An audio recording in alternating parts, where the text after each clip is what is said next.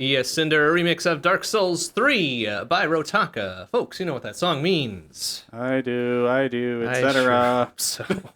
And I'll go back to why that's kind of funny every time a little bit later in the show. It's insert credits! Hooray! Round 108, backward and forward. That also has some very good connotations for our new segment later. But hello, everybody. I'm MrBond. And I'm Tormod.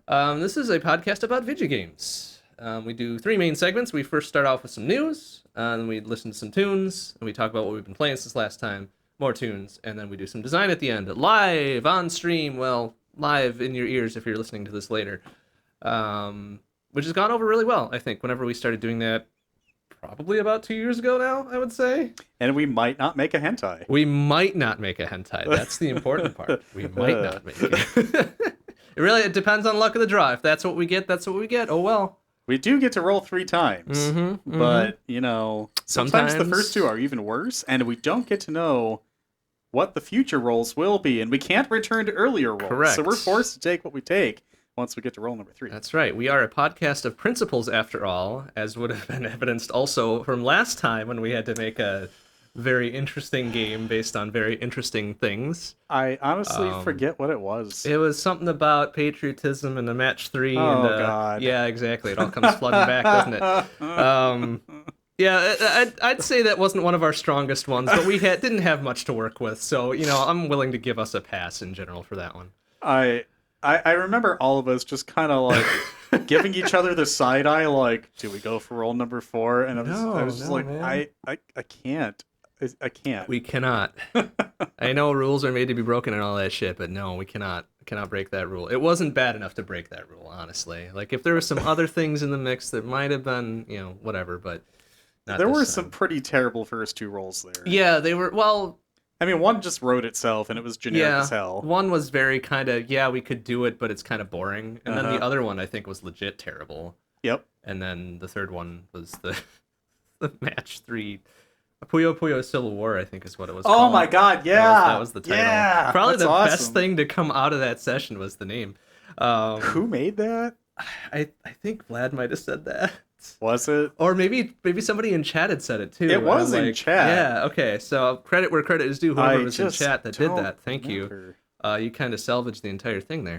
I mean, it made me laugh. Oh, it was Saxon. Nice. I mean, yeah. Okay, there we go. Perfect. Perfect. Like, it works. It works. Like, sometimes titles are the hardest part, and in this case, the title was the easiest thing to accept.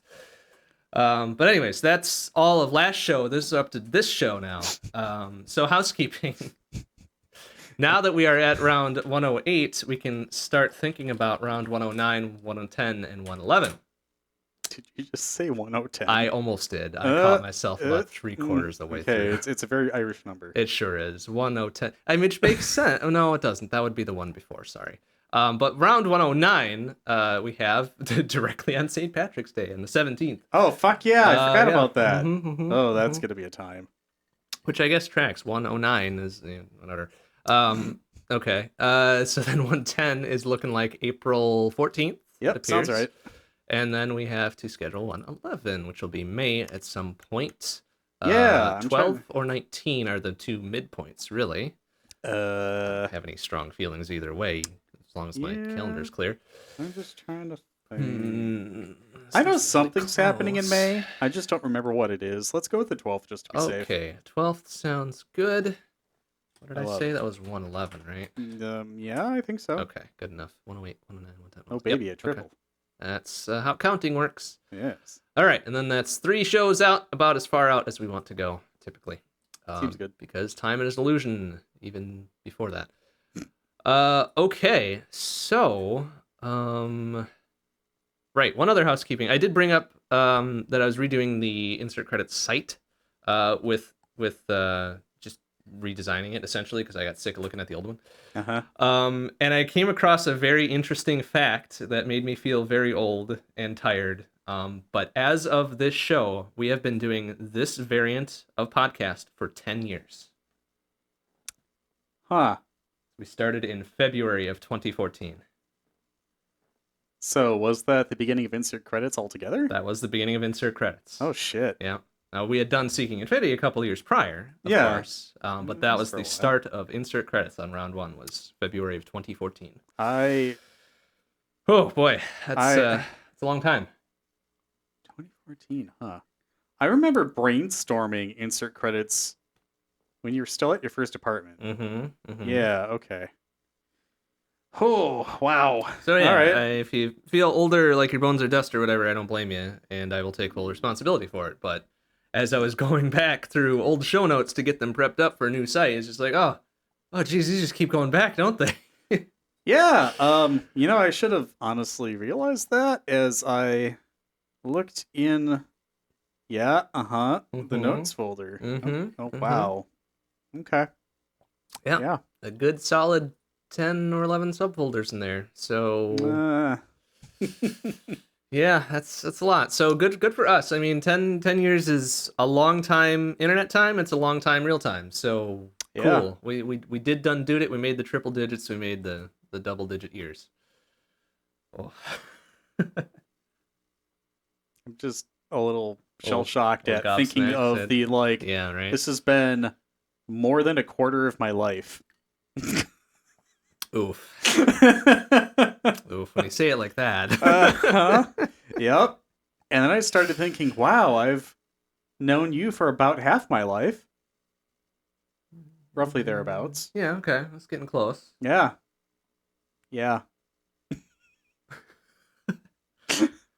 Oof, okay. So half of our friendship has, roughly half of our friendship has been making this show. Has been doing podcasts and streams of various forms and such, so...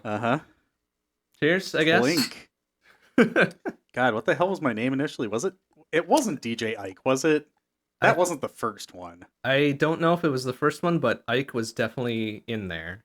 I don't know if it was DJ Ike. I think it might have just been Ike. 006 kept calling me DJ Ike, so I have to think that it did something at one point. I mean, but then again, we always called him Space 006, so... Yeah, see, I was being nice this time.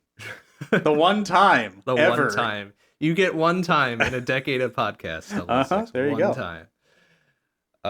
But yeah, I figured that was an interesting little fact to share about the show as I was going back through our old stuff. Boy, howdy, is it old. But anyways, I think that's enough housekeeping. Let's talk about some news. Ooh. I want to do one thing. Yeah. Oh, yeah. Mm-hmm. So, the entire time that we've been doing podcasts, because back then it was legitimately just podcast / internet radio. That was kind of before, we're right at the cusp of when, podcast directories started being a thing. You could publish them to iTunes and whatnot. We've been using Icecast and Liquid Soap the entire time. So we've been using that software for at least 13 years because we had at least 3 full years of Seeking Infinity. Yep. And then we obviously had these 10. So free open source software, very well documented. It was absolutely a learning process for me to learn how to configure them. Way back when, I actually did that for a different engagement prior to us using it, but we've been using it the entire time. I mean, I'm assuming you've installed patches and stuff for it, but by and large, a small handful of times because I don't want to break anything. Yeah, it's still functional. But yes, and it is still very much there. It produces the audio only stream, which is at listen.zerohour-productions.net. There's the alias for this Twitch stream at watch.zerohour-productions.net. But free open source software, extremely well documented, excellent community, very responsive, obviously community driven development, whatnot. Support those kinds of projects. They support a lot of things that you might not know about. Obviously, we're using OBS, another huge project that we've obviously benefited from. So, I mean, over 13 years of using those 2 pieces of software for the audio only stream. It's been amazing. Yeah, I don't think there's a bit of commercial software in this, actually. Come to think of it. I mean, aside from the software that governs the mixer, I suppose could be considered commercial software, but the rest has been open technologies, open source software, and a lot of hard work. Yeah. Both on those sides and our side. We do a lot of work here to support this here too. But for sure. By and large, it's been pretty non-maintenance intensive for probably 9 of those 10 years. Yeah. Once you pick something that works well, you don't try to touch it too much. Yeah, I mean, we had some hardware upgrades along the way, but hardware upgrades, a few presentational upgrades. Like obviously we started the video stream and all that, but we were both familiar with doing such things at the time as well. So all just kind of builds on itself. So 10 years of this particular show, 3 years of the show prior to that, some other stuff for both of us, actually, college days, years prior to that. So it's been 16-ish years, all told. Calling in from UW Milwaukee while I was standing at the bus stop just for the shits. There you go. Yeah, it was... Why the hell not? That was back at Classic Infinity, you know, the name without Classic in it, but... Yes, right. Oh, gosh. Good times. Boy, howdy were they. I'm going to start reminiscing even more if we don't keep going. Okay, let's keep going. Around the world now. No more housekeeping. We're done keeping the very old house.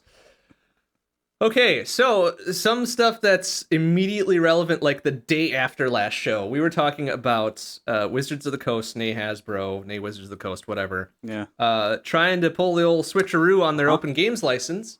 The response was loud and bad and swift and very, very swift and very comprehensive too. Not just people making noise about it, but people actually switching a bunch of the content that they make and their plans around OGL based stuff into other things. Yep. And many of them will not be going back because they've committed to not going back, which is good. Yep. Principled stance. But anyways, the main crux of this is that Wizards of the Coast tried to update the Open Games license, the OGL, to include a lot more favorable terms to them, including relicensing and royalties, and them taking ownership of said content that they clearly did not make.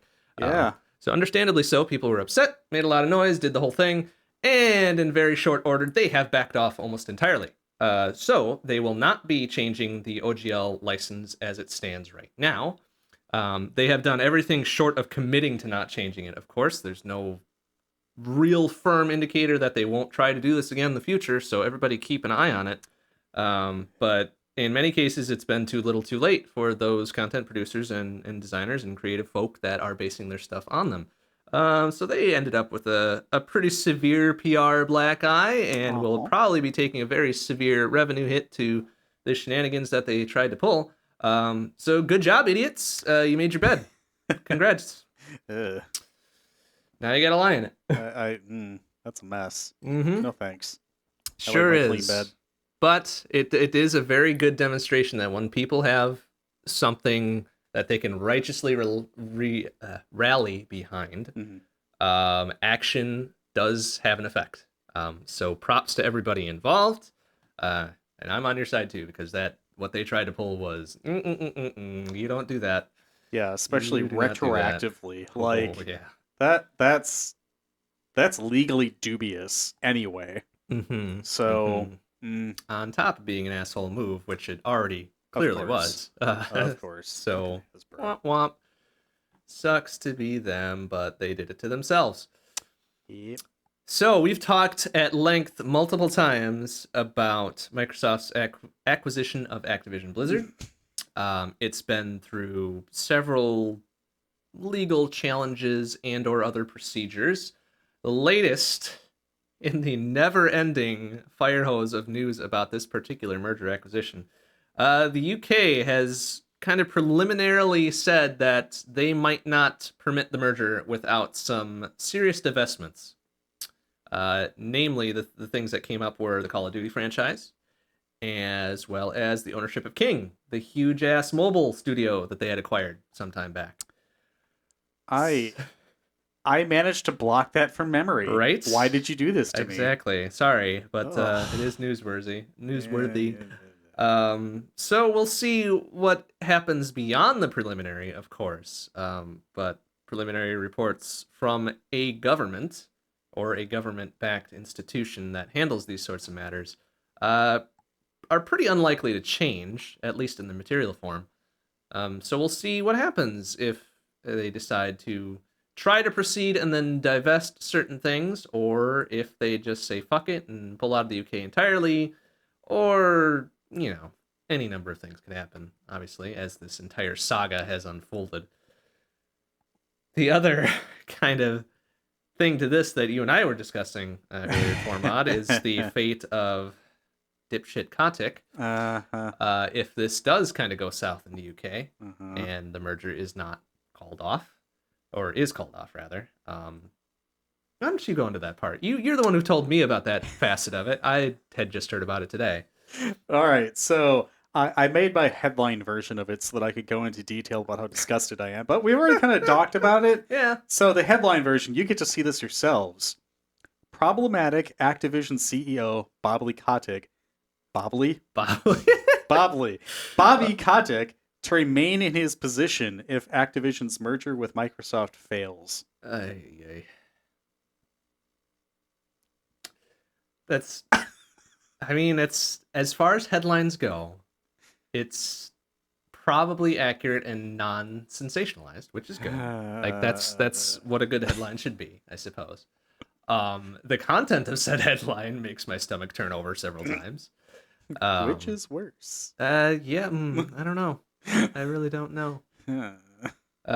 But anyways, the reason that Kotick draws our ire so much, deservedly so, is because all the sexual harassment and attempting to clean up Activision and failing miserably at doing so and not really taking any responsibility for doing so. So yeah, he gets put on the old probably permanent shit list. Not that I really care. I don't particularly go for Activision Blizzard games, and not like it would matter because this is kind of a separate issue altogether. But even so, in terms of what it does to the merger, or perhaps doesn't do, I'm not sure where I fall on this. I'm not sure if I want the UK to block the merger. I could get behind some major divestments if it allows the merger to go through, I suppose. Because now I forget all the figures that have been thrown around, but the most recent one I've seen is $69 billion. Nice. Yeah, it's a very question marky nice number. I don't like that I have to say it with an inflection. Right. But that's a lot of damn money. And the fact that a company as large as Microsoft can throw that amount of cash at a company as large as Activision Blizzard and have them merge into an even bigger company, I don't like that. And apparently a lot of regulators don't either, which is, good, I suppose. Phew. And there's the whole kerfuffle with Sony and Call of Duty franchise and exclusivity and all that. It's just like, oh my god. Can they all lose?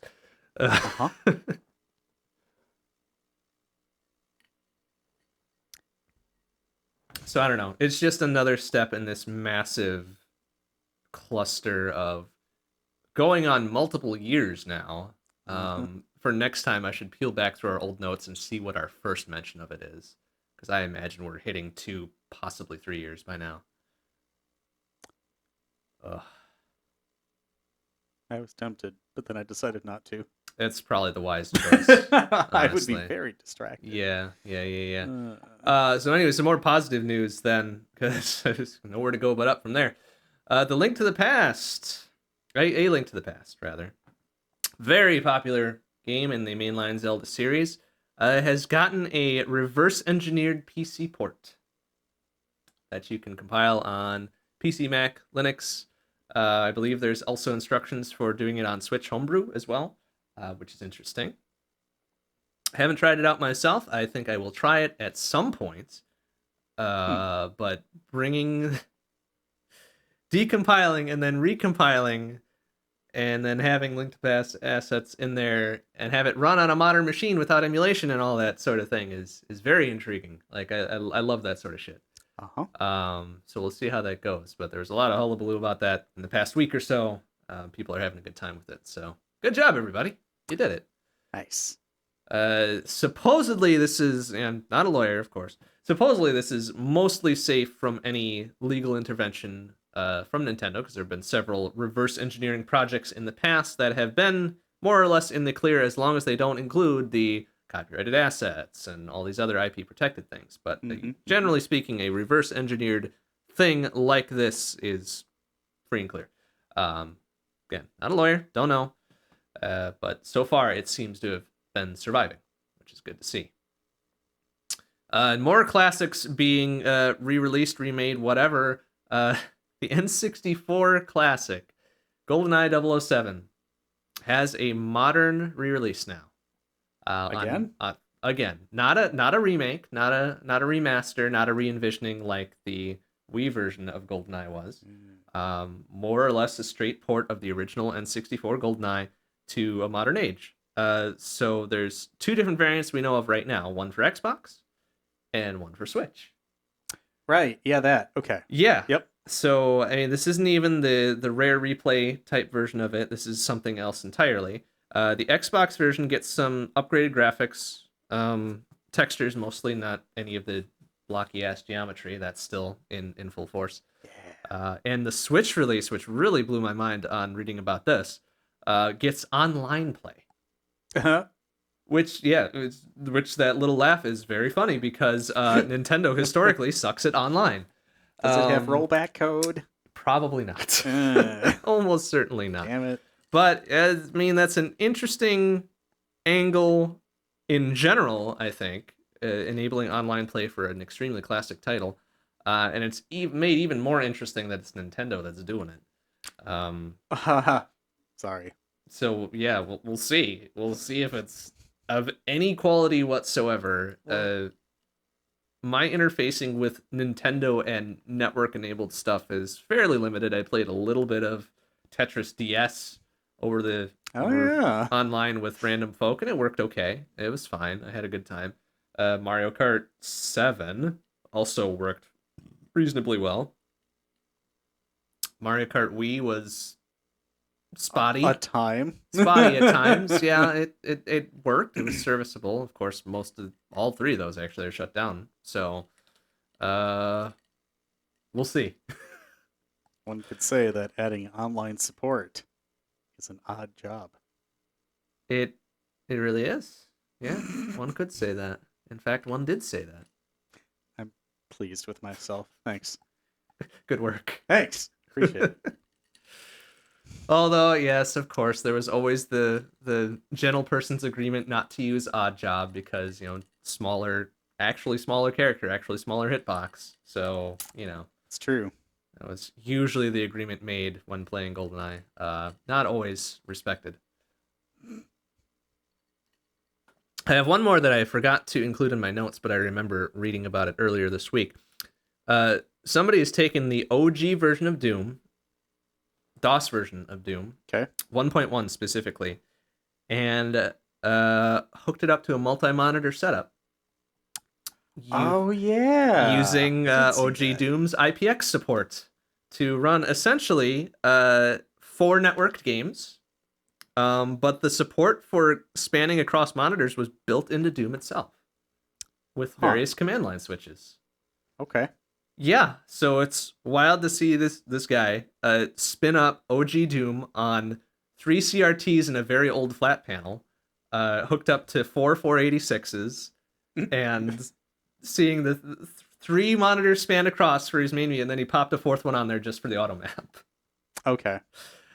So wild, and it worked. It ran. There was a whole bunch of setup prior that I watched because it was really interesting. Getting IPX set up in DOS and proper Ethernet frames set up, and then running everything in the proper order. And then he had a time trying to get music and sound to work because, of course, sound is a nightmare across whatever OS and generation that you choose. But yeah, it was successful and very interesting. And I want to say I'm surprised that people still find neat things to do with OG Doom, but I'm really not surprised. I mean, we've seen over the past few months, even it running on different things, being displayed on different things, Lego bricks and pregnancy tests, and if it has smart fridges, if it has any sort of display or any sort of computing power, the joke is, can it run Doom? And the not joke is, yes, it can run Doom, because people will almost certainly try to do it. So yeah, I found that little tidbit pretty fun and cool. Good job. I'm waiting for it to be on an Etch-a-Sketch someday. I mean, just hook up a couple servos and... Speaking of, I wonder if you could recreate the soundtrack on like a dot matrix printer while you were playing that. They've already done that. Oh. Yeah. I'm glad I'm not the first to have the idea. No, Damn. I should clarify. I don't. It almost has to be, but I've seen several dot matrix renditions of various game tunes. I can't imagine E1M1 isn't one of them. Yeah. And I've definitely seen it on various floppy drives and stuff like Yeah, I that. That was always very floppies, popular. But I can't imagine that somebody has not done that. It's fun. We'll have to dig that up later. I was going to say, I may have to search for that after the news. Very cool. Okay. Very cool. All right, that's all I got for news. Little last mention of Doom. So please proceed. All right, so Nintendo's got a lot of stuff coming up this year. Oh, yeah. Obviously, people are very excited for Breath of the Wild sequel, Tears of the Kingdom. So yesterday had a Direct. It was the February 23 Direct. Gasp. Hmm. And it's revealed a lot of details about it, including a whole new trailer, which, Okay. may have to look at that after the show before I leave. It's actually like 2.5 minutes long. Yeah, it's interesting. Yeah. They've kind of confirmed the May 12th release date. Right on. Okay. Which is good. That's the thing in May I was trying to think of. That's the day of our show. That is the day before, I think. Is it? Or maybe it is. Nope, sorry. You're right. May 12th. Oh, boy. All right. Well, now we absolutely are committing to that date. Okay, I was about to say, should we reschedule just in case? I mean, we could just turn that into a, hey, guess what we're doing after the show, but... So round 111 will be 2 hours of us with our respective Switches playing Breath of the Wild, I guess. Why not? Sorry, Tears of the Kingdom. Yeah. So yeah, one thing I'm not excited about is the price tag. Yes. This is the first Switch game to cost $70, and it won't be the last. However, it won't be the new thing, allegedly. So Nintendo reserves the right to price games how they feel fit. Just like that. That voice, yes. I don't know why. Anyway, so this is the first of, I assume, what will be many, because, inflation, and a return to pricing that we saw in the 90s, I guess. Yeah. Because Nintendo also priced their games a lot over the span of like $50 to $100 back then. Yeah, SNES in particular, I think, was the generation that had very, very, very, very pricey cartridges. Yep. And, adjusted for inflation now. Oh, yeah, don't look at those numbers. So, I mean, one could say it's not as bad as it was. But anything getting more expensive right now, obviously kind of putting pressure on people's wallets. But Nintendo knows that diehard Zelda fans are going to pay the price anyway. We've been waiting for this for, 3 years now? Since the initial kind of like, hey, guess what, we're doing this thing? Yeah, something like that. I don't remember. It's been so much time. Time doesn't exist. Exactly. It's fine. It's an illusion. Yep, we're living in a society. But yeah, so also, this is Nintendo's largest first-party Switch game in size. Well, storage size, I guess. 18.2 gigabytes pre-patch. I don't know what the patches will be, but of course patches take space. Right, yeah. But 18.2 gigs. Okay. I have to assume that there's a lot of content. Can I assume that? Nintendo, do we have a lot of content to play through? Do we have 9,001 shrines? I would presume so, because let's be honest, the Switch graphics are not exactly fresh and of the realistic sort, which is fine. That's not a complaint. That's great. Please do that. I do not need to see reflections off of people's eyeballs. That's not something I'm into. Yeah, no. But yeah, I would presume based on the size alone that it would be a lot to try to play. That's the hope. So, yeah, I thought we had some interesting data on that now that it has a store page. Granted, it's a little in advance, because what is that, 3 months from now? Roughly thereabouts, yeah. Yeah, You're making me pine for this now. And it's not the fjords. Good. I mean, because that has connotations. I don't remember what they are. I hope I didn't say something terrible. No, pining for the fjords is, I think, a euphemism for death. I don't want that yet. Yes, exactly. We still have another 40 years of this show yet. Oh no! Why would you curse us like that? Stop. All right, well, fine. Things I forgot about, or maybe didn't realize were happening, or they were a surprise. I don't know. Metroid Prime. It just got a Switch remaster, just right. out of the blue on Wednesday. Yeah. And the thing that I also forgot about, because I just can't get into the series, Pikmin 4, it's releasing on the 21st of July. Oh, okay. Yeah, I surprise. knew that was announced. Isn't that what Miyamoto's been working on? Is Pikmin? Sure? I think so. I guess. It would track. Because it's like one of his favorite series, I guess. Yeah. It's a game with colors and things that fall off of cliffs and stuff. It's interesting. It's a series I never got into myself, so I'm glad that there's enough interest in it to keep going. Yeah. I mean, sure. Why not? But another extremely popular franchise for Nintendo is Splatoon. And they have Splatoon 3 already. God, time flies. That's already out. But it's getting its own expansion pass. Actually, it got its own expansion pass. The first wave of which released, yesterday. So that's kind of neat. Or was it 2 days ago? It was 2 days ago. Yeah, it was Wednesday. Right. Cool. Okay. Seems great. Time doesn't exist. It'll release in 2 waves. Priced at $25. Pretty sure that's the price of the Mario Kart expansion pass. It is, yeah. Of which also had its 4th wave release, I think. Anyway, first wave of the expansion pass for Splatoon 3 brings back a lot of classic maps, new features, whatever. You can go read about it. Released this last Wednesday. But also on Switch Online, Game Boy and Game Boy Advance. Hey, about time. So you got Minish Cap up there, you got the Fire Emblems, you got a couple other things up there. Haven't looked yet, but hooray. Right. Yeah. Okay. So I've been playing Game Boy games on a handheld lately. Definitely not the Switch. We'll get into that later. Okay. So did you ever play? You're not really an RPG guy beyond Final Fantasy, not very right? much, yeah. Okay, so my only exposure to this series was watching a friend play, and I was just kind of like, holy shit, this is the best dungeon crawler ever. So DS, obviously, dual screens. Uh-huh. So Etrian Odyssey was I don't know if it was proc gen or if it was like randomized maps that had constraints, but the bottom screen, you drew out the dungeon map with the stylus, and like you could make your own map and shit.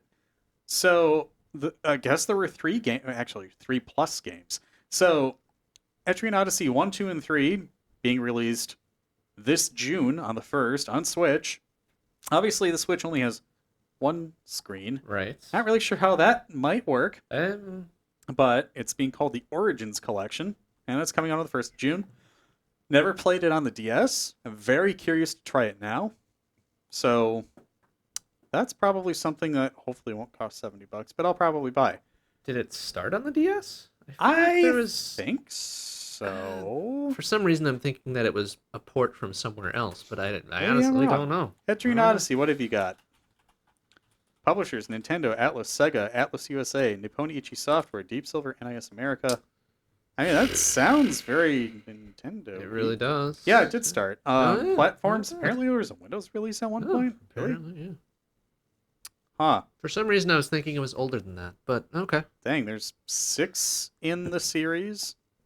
There's 2 remakes of the first 2 games, 1 each, and Etrian Mystery Dungeon. 2007. Oh yeah, that would have been the fatty DS. Nice. Okay. Yeah, I didn't. Where does it? No, it doesn't not detail the Windows release at all. Beyond saying it was released on Windows at one point in the Wikipedia article. Cool. Sounds great. Very strong. So yeah, no, I'm actually looking forward to that. Wild. So that's pretty cool. I like that kind of thing. Like, it would be cool to have a game about exploration where you find shit that isn't like being pushed forward to keep, like following a story. I have no idea what Etrian's like. Not at all. But the fact that you have to take your time and actually like make a map and stuff, I dig that. That seems pretty zen. Okay, Marie Kondo. Yeah. Whole Spark Joy thing, right? Yeah. She stopped caring. Aw. Like this month, she was just kind of like, yeah, I'm done. It didn't spark joy anymore. I'm just shit. 2023, what are you doing? I know it's completely You've broken Marie unrelated, Kondo. but like, oh no, it just for whatever reason reminded me of that. So hey, you get ancillary news. Congratulations. Okay. We are giving you value. Extra news, value added. Yep. Right. Yeah. Fine. That. Back to Nintendo though. The Switch came out what? Fucking 2017, 2018? I don't know. It's been a while. Every time we think about this, it's always earlier than we All right, imagined, fine. I'm looking right? it up. Nintendo Switch, Wikipedia, tell me. Wikipedia, where are you? Then we look up the year. March 3rd, 2017. It's almost been 6 years. 6 years. God damn. What the fuck? All right, whatever. Moving on. So, it's now the third best-selling console of all time. How many units? Rough guess. I remember reading the figure, but I don't remember the figure itself. 110 million. A little more. Really? 120? A smidge more. 123. A little less. 122. 122. Yeah. 122 million units sold. Ah, damn. Okay. Yeah, damn indeed. People are starting to look at Nintendo like, so when's the price cut? Because everything's actually kind of slowing down for them now. Yeah, that's true. Finally, after 6 years, obviously was very popular during the pandemic, as were every other console, come to think of it.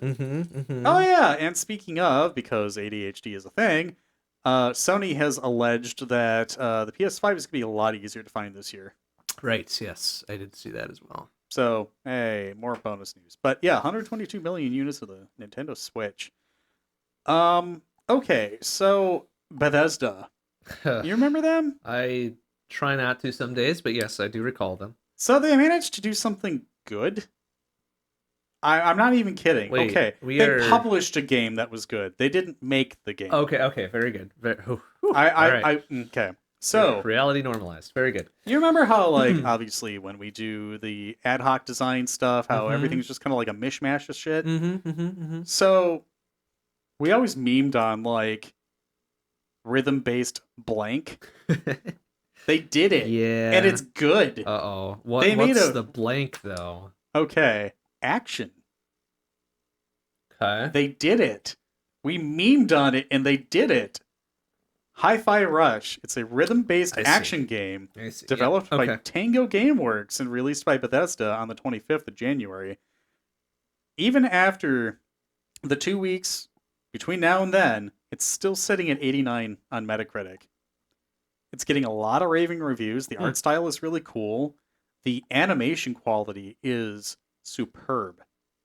They're actually, like, focusing on small nuances in characters' expressions and stuff. It looks really, really cool. Voice acting, top notch. The music, obviously a big part of it. Super cool. Yeah, it's actually not terribly expensive either. I think it's like $30. So Bethesda, Tango Gameworks, right? You said that. Okay. Yep. Yes, I had heard about this in reference to one of the things I played this past month. So we'll talk about it a little bit more then. But sure. This name was brought up to me as well. Yeah. And in my random looking about, just as one does, this came up in the context of somewhat mixed reviews. Curious. Okay. Yeah, which I felt was kind of weird to me because I had heard nothing but good things up to that point. So, and I think it was just on one site that I had seen. It was like, oh, it's not. It looks good, but it doesn't have a lot of substance to it, or something. It's like, okay, well, I didn't really read the article, so this doesn't have a lot of substance to it either. But anyways, yeah.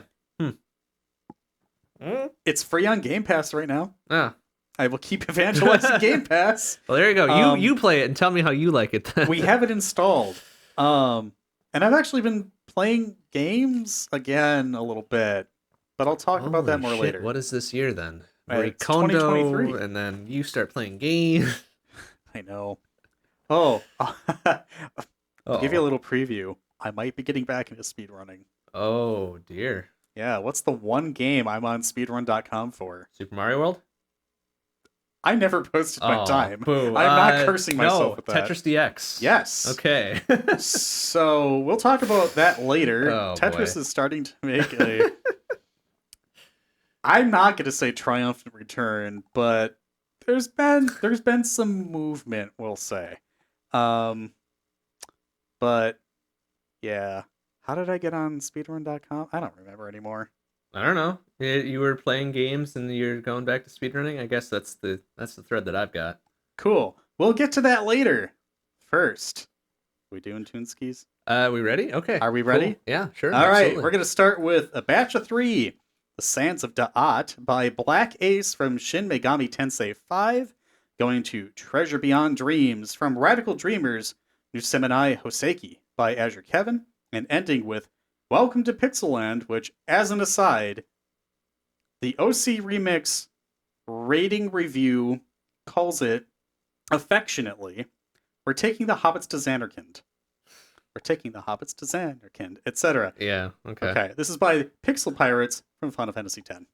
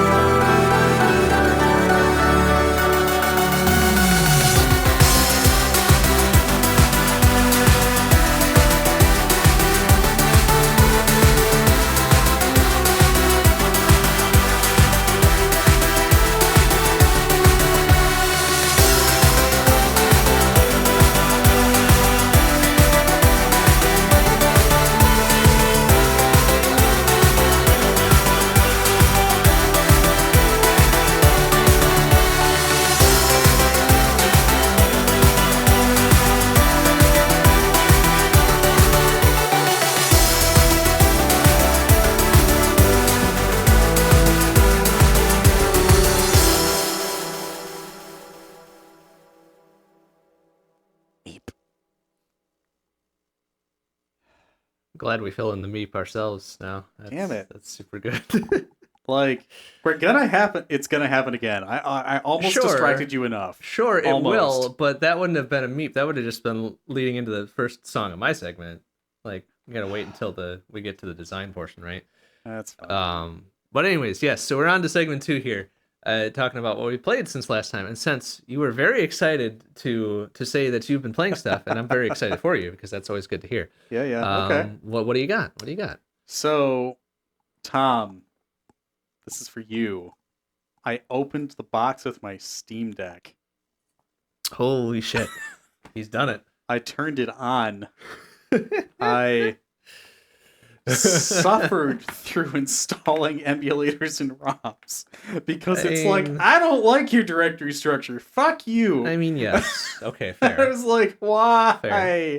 Why do I have to rename everything by hand? Anyway, don't do that.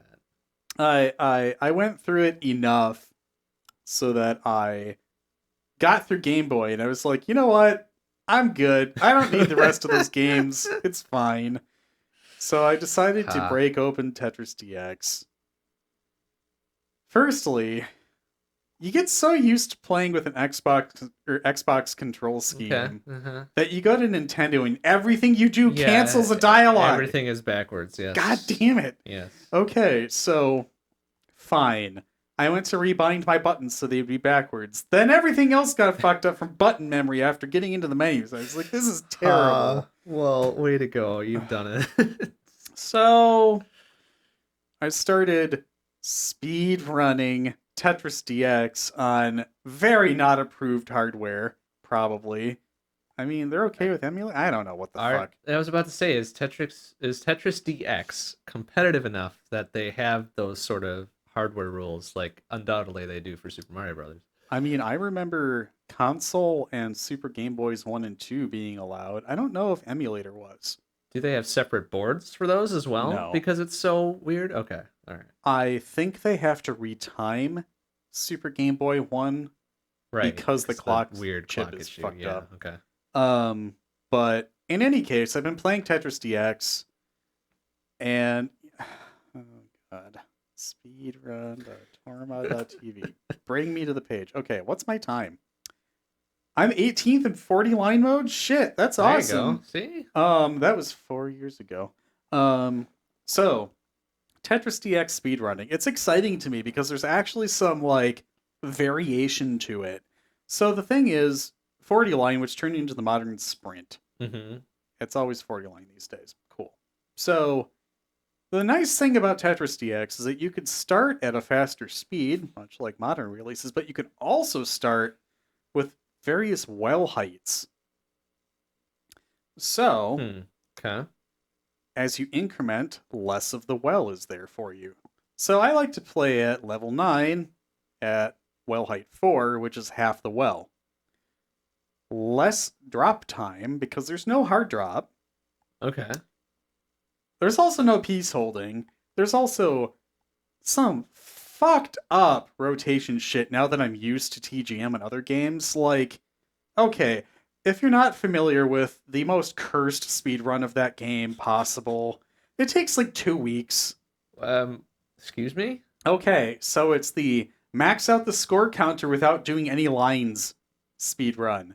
There's a way that you... Oh, no. Okay, so you push down on the D-pad and you get points as it falls. But then you can wall kick it back up and try... Oh, gross. Yeah, so you just keep climbing the wall and go down and climb the well. Wow. Okay, so Tetris DX is infamous. Oh, no. Why are you counter-stopping Tetris? Stop it! It's amazing. That's gross. It's the most entertaining task ever, let me tell you. Yeah. Sure. But Tetris DX 40 line mode... Love you. It's a game I had as a kid. I don't know why, but we did, and I played it on Game Boy Color fucking constantly. Never played 40 line mode. I was actually not even that good at Tetris growing up, honestly. But 40 line mode spoke to me. And of course, adding all these ROMs to my Steam Deck. I keep looking at your Stream Deck and fighting myself not to add the R. Thank you. In any case, I've been playing it Good. And I want to say that I am 8 seconds away from PB. There you go. So a hell of a D-Rust. I guess. I think it was 1:36. I think. Maybe it's 1:38. Regardless, it's in the 30s. Pretty sure. Whatever. I don't have a memory anymore. But in any case, it's not bad. Sub 2 minutes, fairly consistently. Seems good. I have another game on my speedrun.com profile. It's with you. Okay. No, that tracks. It's 4-player Assault Android Cactus campaign co-op. Yeah. We got second. I don't understand why your name is like a gradient of like fuchsia to white. What's wrong with fuchsia to white? I didn't know you could have a gradient. What the fuck? Yeah, you can. Oh, it's performed at our 24-hour marathon in support of Extra Life. Also includes a vocal performance of Little Android at the end. Oh, we put that in our submission video. We sure probably did. Yeah. Yeah. Okay. Okay, y'all. So go to speedrun.tormod.tv. It'll bring you to my speedrun.com profile. You need to watch that performance. It's so cute. Curious about what the number one is. Oopsie. This is me getting completely sidetracked. I'm really good at that.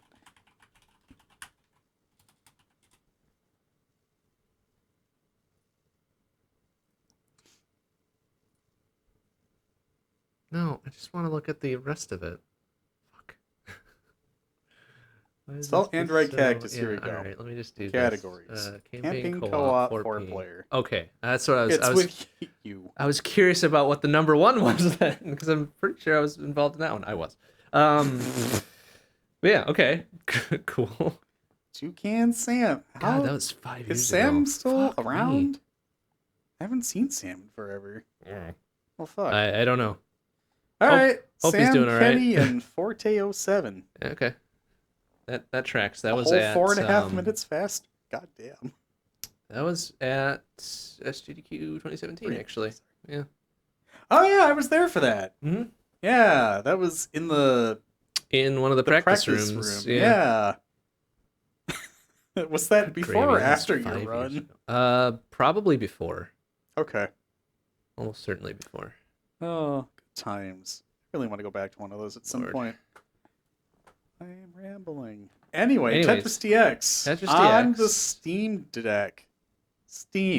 Yes, I got it right. Steam Deck. Hell yeah. That's all I've played on it so far. I mean, hey, that's a good start. That's not true. I like booted up Final Fantasy 15 for like 3 minutes, and I was like, did it run? It runs! And that was the end of that.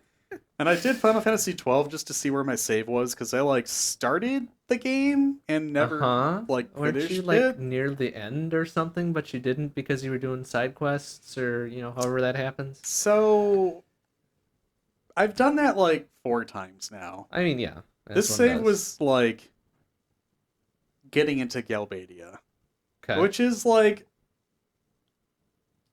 a third of the way, halfway through the game. I don't know. But now I remember nothing about anything, so of course so you may as well start over. Yeah. Anyway, moving on. Okay. Steam Deck, pretty good. Yeah. Gets a little hot, but yeah.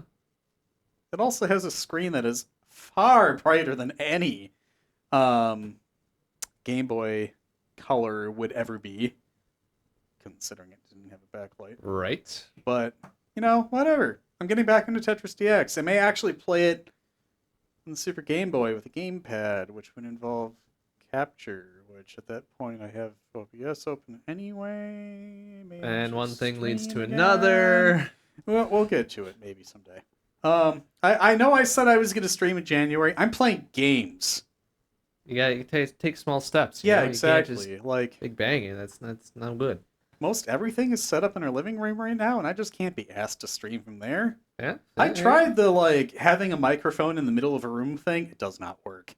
It's real bad. I mean, yeah, we've done that a couple times, and yeah, it's serviceable, but not. It's good. It's not the quality that I would expect after we've invested so much in our stream hardware these days. But speaking of Tetris and my living room at home, I've been playing Tetris Effect Connected. SRS. What a fucking rotation system. What a dog shit, awful rotation system. But I play it anyway now because it's there and it's cute, I guess. Like the little effects and all that stuff and the strobing on the screen and the cool songs that are reactive. It's such an ADHD, like, mind orgasm of kinds. Sorry. Can you wall kick to counter stop in that though? No. No, because you don't get points for just dropping. Can you wall kick? Period. I guess is the first question. Okay, so I don't think you can wall kick on the side, but I did see a cursed teleport set up. Oh no. With like you have a flat bottom and then an overhang that's like this on the left, and if you try to rotate when a piece is like under the overhang, it'll just kick it back up to the above where that pile is. Oh, I see. Okay. Because it's a teleport. It's a J teleport. So I don't know. Like, I'm not a theory crafter like this, and half the shit with rotations in Tetris, once you get past like the I did a T-spin, is just cursed ass shit. So, and that rotation system is anyway. Before I get ranty, Tetris Effect Connected, it has cool game modes. It obviously has a marathon mode where you can have a variety of different lines as your goal. The speed curve on 150 line it still fucks with me. Like, it's so different than what I'm used to, and then it just catches me off guard, and I'm like, ah! And I don't always complete it. But there's a sprint mode in there, which obviously I've played lines, a sprint. Presumably then? Yeah. Okay. So you don't really get to choose your speed. You don't get to choose the well height. You do get hard drop and piece holding, though. Okay. So to make up for I guess the whole reason why I have a shorter well is because I want less drop time. Right. Well, now I can just have no drop time by pushing up on the D-pad, and hopefully I'm not off by one again. So I'm getting used to that. Surprisingly decent. I posted a time earlier today. Not for speedrun's sake, but because Vlad's been playing the shit out of it lately. It was yesterday, sorry. Everybody had a snow day except for Vlad.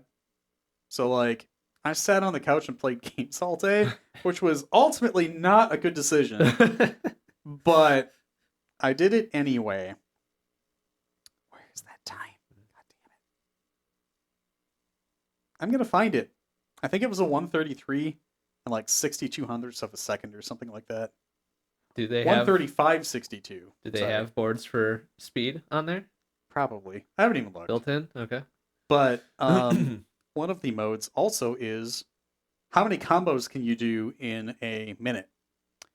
And every time you do a combo, you get another second or two back on the clock. I see. Okay. So Vlad has been working on trying to get A rank in combos because there's an achievement for like all of the effect modes. If you get A rank or above, you get an achievement. Right. He's sitting at a B. And I think his PB is like 72 right now, which honestly to me, I think that's fantastic. Sounds like a high number. Yeah, but it's only B rank. Like, I don't even want to look at what gameplay looks like in the like upper echelons of shit because it has to be cursed. There has to be cursed rotations and shit involved because like they give you these 4 wide setups. Okay, so how it works is they give you a board and you need to use the pieces they give you, and you can use held pieces to get as many combos as possible. So you have these scenarios where you just have to like memorize the configuration of how you can make as many combos as possible and downstack. So it's like, I don't know, it's a randomized thing. Is it the same setup every time? No. Okay. It's randomized. All right. So, what was it? Was it 74? 74, yeah. Okay, cool. 74. I tried it yesterday. Like, okay. The way I play Tetris is I've never gotten used to having held pieces before. So I just don't most of the time. I like started to remember it late when I was playing yesterday. So I'll just like fuck around with whatever they give me, and I'm just kind of like, fine, fit it in the hole. I don't care, just do something. Okay. Yeah. I managed to get a 65, which I didn't think I was gonna do. Like I barely scraped 50 the first few times, and then I just got a good run at the end. I'm like, cool, I'm done with this. I just whatever. There's other text. I thought Can you you break a had cop? your- Oh yeah, it does. Yep. Yeah, but I got show notes. Well, I mean, it's side by side or whatever. It's a 1080p screen, man. Oh like, no! come on. Oh my gosh! Oh, how Nothing dare! is friendly for mobile layouts anymore. No Shush. 960 wide anything. I mean, you're not wrong too, but Judging me, rude. I played that for a little bit, and then I played how many hours in Minecraft Dungeons?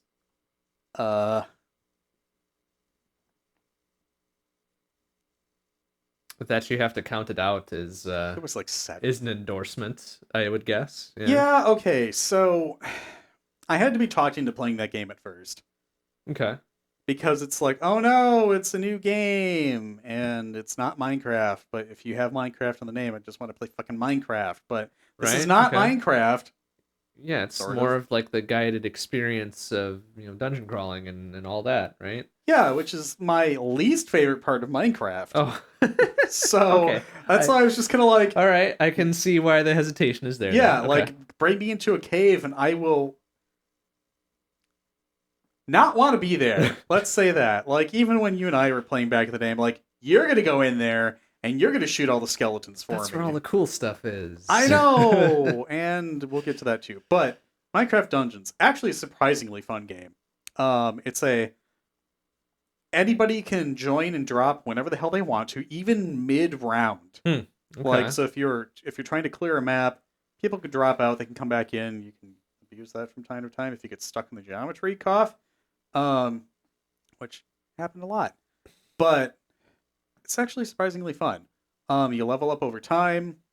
It is one of those games that has like season passes, but there's a free component to it where you could just by playing it you get whatever points you get and you level up in the season pass, they just give you free shit. If you do buy their adventure pass, I guess, you get other shit as you level up, but like I'm not going to spend more money than I already did. I bought the DLC.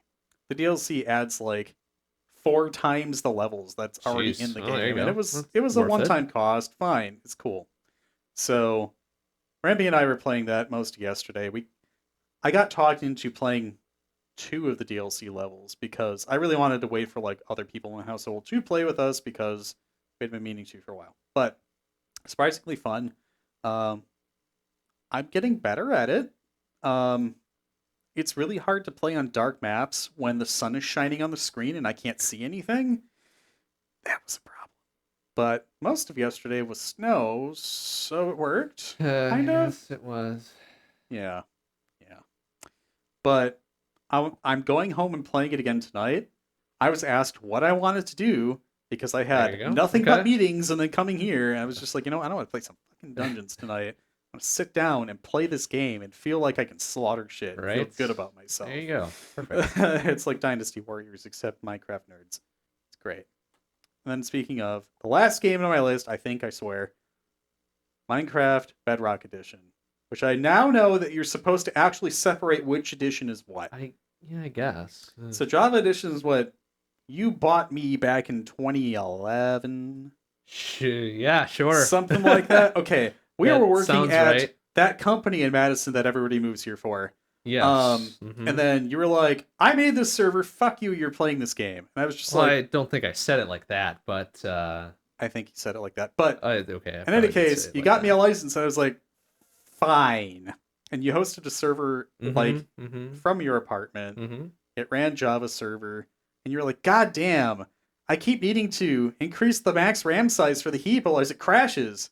Welcome to Java, ladies and gentlemen. Yeah, exactly. That's Java for you. But got my start with Java Edition. Eventually, Mojang got purchased by Microsoft, and then Notch, and became a bad person. So Microsoft has it now, and they decided to rebase it in C#, which has made it incredibly more performant. Imagine that. Even though C# is really just Microsoft Java, but I whatever. mean, well, past informs the present, and they've been doing an okay job with it so far, I think. Honestly, .NET, I'm a fan. Yeah, right. Regardless, Bedrock Edition has a lot of really cool shit these days. Making worlds on console doesn't take like 10 minutes now. It just kind of happens. Oh, right. Like, you can put a seed in, you can put all sorts of options when you generate it and stuff, and it just happens. And it's really cool. There's so many things you could do in the game now. Like, you can make potions, you can enchant shit, you can do all sorts of cursed things in caves, but they changed the cave generation algorithm. Caves and Cliffs update, yes.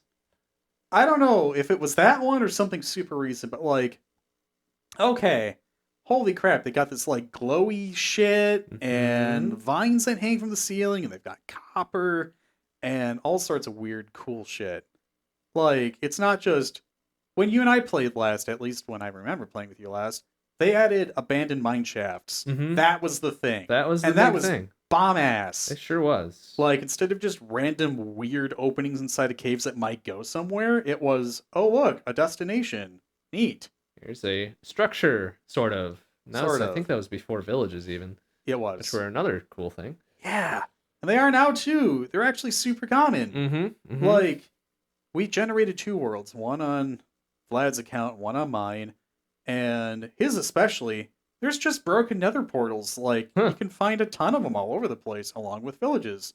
I remember playing when villages first came out, and they were, like, nowhere. You couldn't find them. Yeah, if you found them, it's like this super amazing thing. And I was like, the fuck is an emerald? I'm still what the fuck is an emerald, but that's the thing that you get inside of missions in Minecraft Dungeons. Now I know, but currency and whatever. Yeah. But okay, so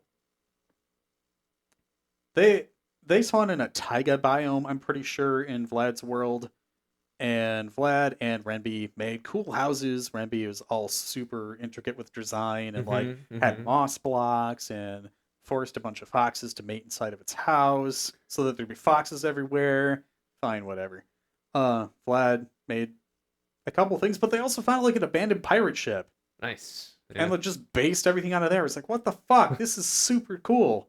And then these pirate ships, you find maps, and the maps have things, and you dig them up, and they give you better things, and it's actually really cool. It's like actual procedural kind of now, instead of just whatever.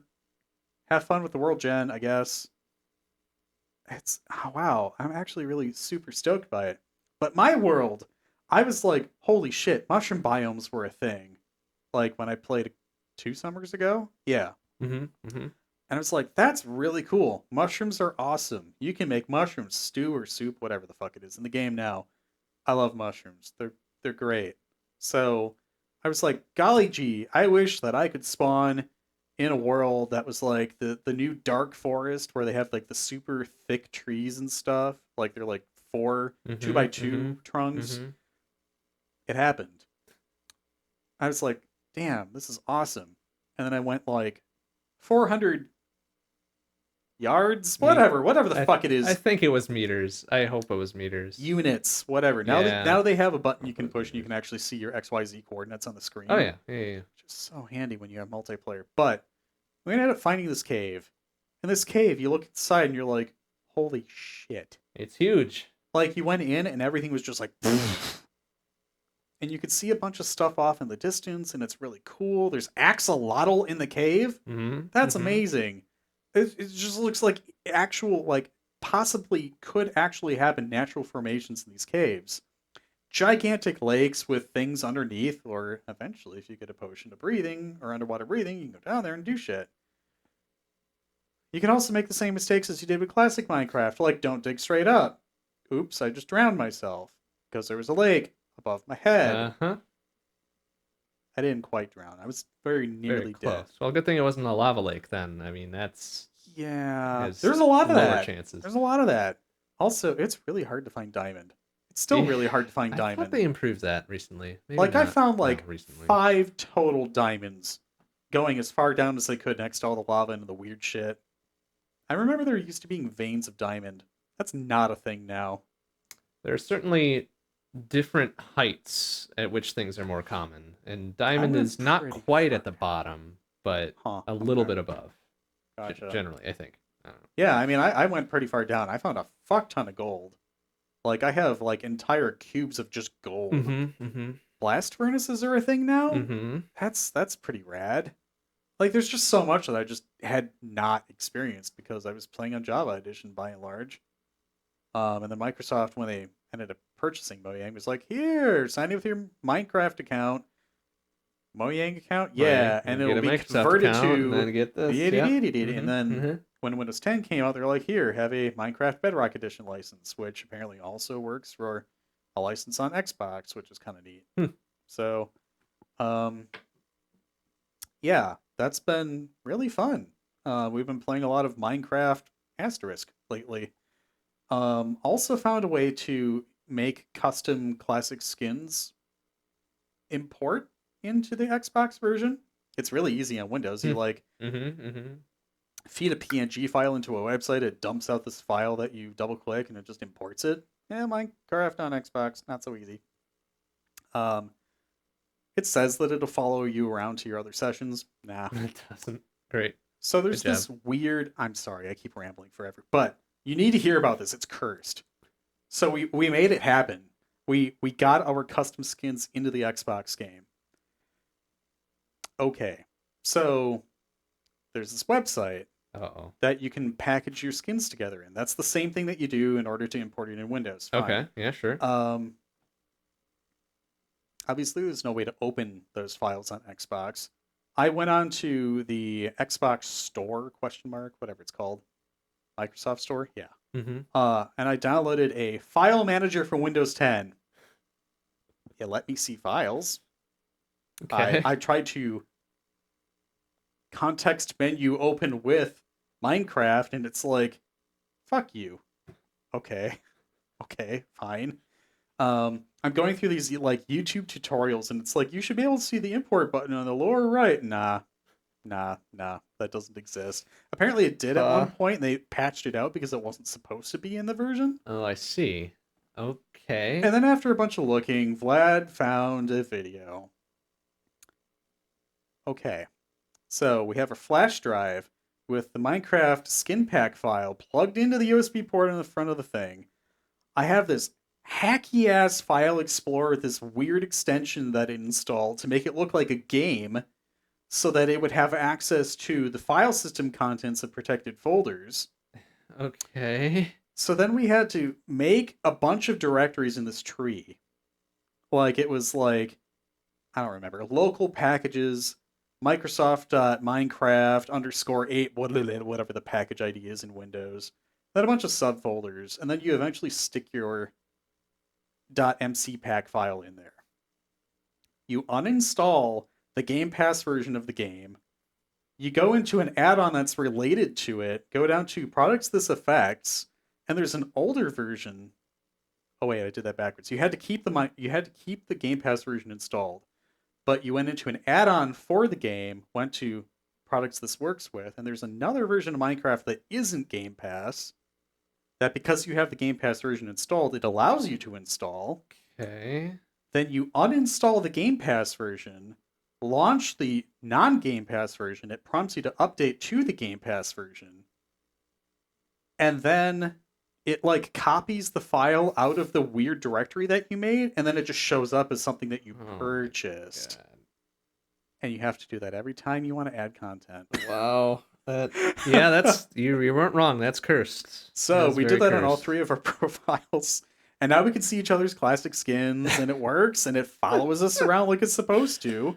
Oh, and Vlad last night played in one of the online servers, because it's just in, like, when you open the launcher, it's like, you can play your local world or an online server. And it only lets you choose featured servers on there, which is kind of weird. You can't just, like, type one in. It's kind of dumb. So I'm guessing you have to get, like, an actual invite. Oh, okay. I guess. Public versus invite only. Okay, yeah, I guess I get that. Okay. So, like, you can friend me with my Xbox account name, and then you'd be able to send me invites, either from Windows or mobile or Xbox. But he was playing last night, and it was kind of glitchy at first, but his custom skin did show up, so that was kind of cool. So I guess it really actually did follow around, even onto, like, public realms. Or servers? realms and servers are different. I don't know. I don't know, man. But I've been actually pretty psyched to play Minecraft lately. Like that cave system that we're in presently. I haven't played a lot of my world lately, but I want to like check some shit out. It's pretty cool. I've been playing on peaceful because even on easy mode, mobs everywhere. They'll fuck your shit up. They'll kill your pets. They'll like murder your animals, like everything. I'm like, what the shit? This is easy? What the hell? I hate it. It's awful. So I'm like, nah, fuck that shit. I'm playing peaceful. Then I'll get back outside and maybe I'll feel a little more gutsy and turn peaceful on. And 5 minutes later, after they kill my dog, I'm like, nope, no, not doing this anymore. This is too traumatic. Why didn't I learn? So I've been playing a lot of that lately, and honestly, it's been really fun. Like, it's one of those games that I can just like not feel like I have performance anxiety for. Yeah, that is the correct word. Words are hard. Mm-hmm. It's just really nice. And yeah, I guess, like Vlad just said, the taiga biome apparently has a higher mob spawn rate, which creates situations like evil trident people in the water.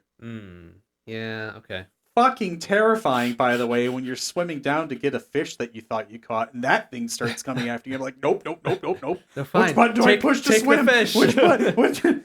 Hold B. Yeah. Okay, seriously, that was terrifying. I'm never going in the water again. And then there's creepers everywhere, and then there's the angry, awful, terrible tundra biome skeletons that are like super beefy and have slow arrows and stuff. I'm like, fuck you. I don't want to go home. So this last time, Vlad coaxed me into playing in his world with him and Renby because they know what the fuck they're doing. They're cool. They don't care. They made me a fishing rod, and I've just been fishing in the little cutout of the ice lake that's next to the abandoned pirate ship. And I've caught a ton of fish, obviously. I've gotten some sticks, a couple bottles of water. Okay. I've gotten other fishing rods. I've gotten enchanted weapons. And a couple enchantment books, which is apparently a thing you have to use to combine with weapons to make weapons of those enchantments. And then whatever. So I have an enchanted fishing rod that's like unbreaking and all this other shit, and it's super fast, and I just caught it when we played last. So now I can get like one thing every second. It's the best.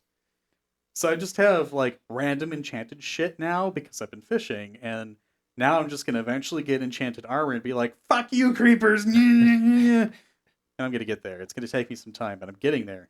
By fishing. This is the only game that I've enjoyed fishing inside of in any game. Even Sega Bash fishing. Well, I mean, that wasn't a great game, but... Nah. But, okay. I'm sorry. That went way off the rails. Minecraft. You were playing stuff. That's the important bit. Yeah, and I got excited. And it's been real fun. So, obviously, you probably have like 90 games. But...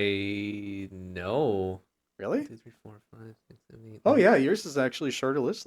Okay, yeah. I was gonna say no. I've got an order of magnitude less than that, but I don't even have that. So yeah. Okay, well, you've played a wider variety of games. Oh yes, of course. So by the time last show rolled around, I had just finished up on the game I was streaming. Prior to that, and then I'd started up a new game, and that has taken the majority of my time. Metal Hellsinger. I think we had talked about this very, very briefly last time as well, being a rhythm-based FPS, which is surprisingly serviceable.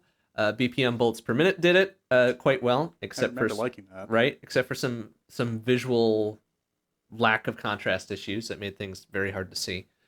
Metal Hellsinger is an excellent game. No contrast issues whatsoever. You can see what's going on. The problem being that I ran into this, and so did Kenny as well, that sometimes the boss fights are are completely unfair. you, especially on harder difficulties, you will die in a couple seconds, and when each level takes about 15 minutes to get there, well, you've just blown 15 minutes. Oh.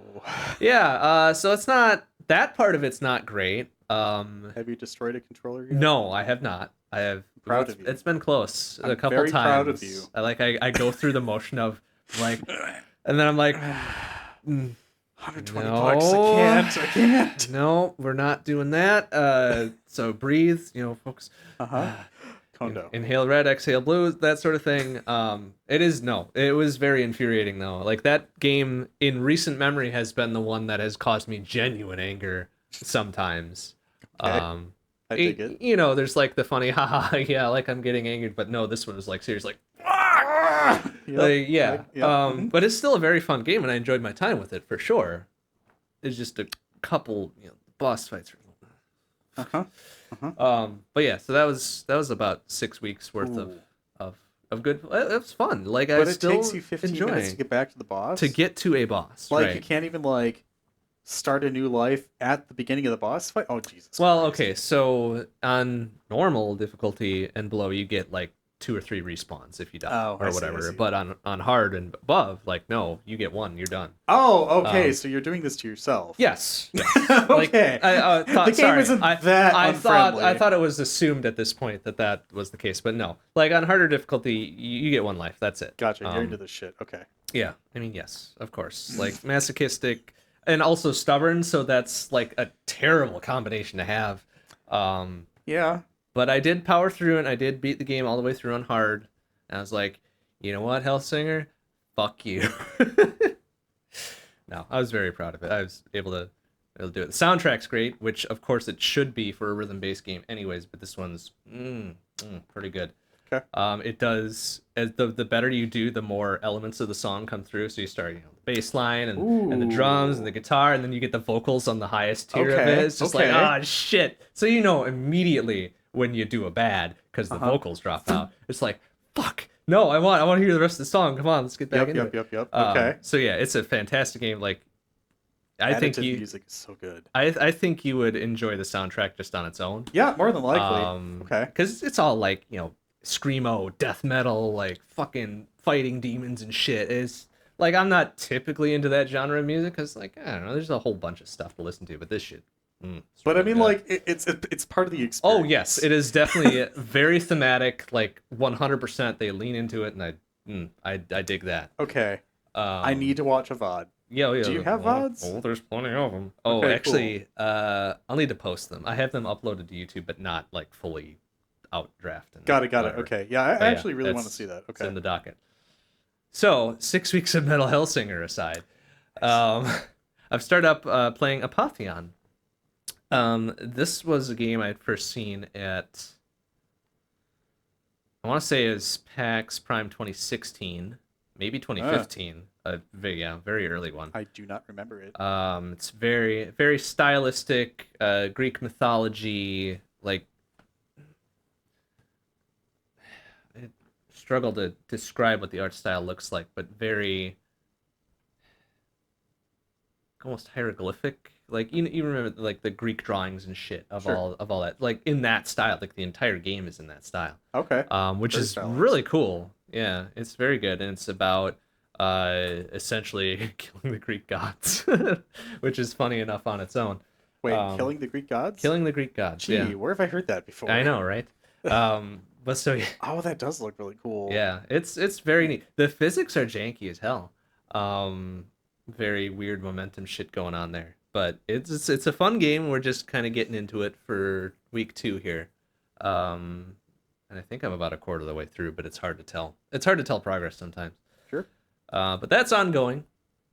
SBC side of things, our new shmup for month of February is Maho Daisakusen. It's the first in a trilogy. The other 2 games we had played previously. Daimahu and Kingdom Grand Prix, the other 2 entries in that series. One of being the first in the trilogy, it's got kind of the very simple approach, which I always appreciate, because some of the shmups we play, you need a damn flowchart to figure out the scoring. And this one is just shoot stuff, get points. Like, hey, I'm there. I'm with it. I dig it. So that's for month of February. We've still got all 5 of our 5-year anniversary SBC shmups going on. I've played Zero Ranger and Gate of Thunder out of that set since last time. Zero Ranger is still as fun as I remember. Gate of Thunder I had not remembered at all. It's just like I started up and it's like, we played this? It's like I could not recognize any of it. But one of the that was one of the older TurboGrafx CD games that we had played. Oh. And that's a trick in and of itself to get running. But pretty fun in and of its own right. For my long plays, I've been focusing on Dead Cells. That's got its DLC coming out soon for the Castlevania crossover, which I'm really looking forward to. But that's been fun trying to get to the extremely late game biome that I've been able to reach 4 times, I think, in total. And it's essentially one long boss fight, climbing a tower.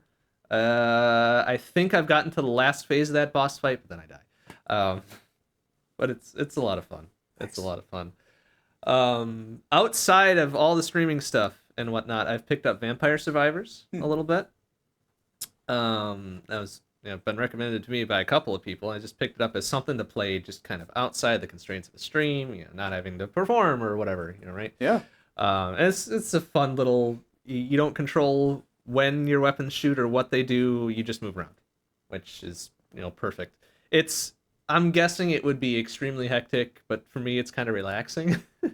It's like, I'll just lay back, just doing one stick control, so it's like, okay, I don't have to process a lot, really. So you're really just moving? Yes.